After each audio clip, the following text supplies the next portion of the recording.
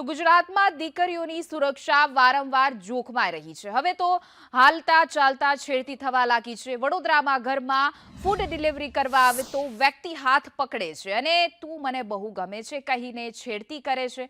તો રાજકોટમાં પણ ભુવા પાસે મહિલા જાય છે તો ભુવો પણ મહિલાની છેડતી કરે છે।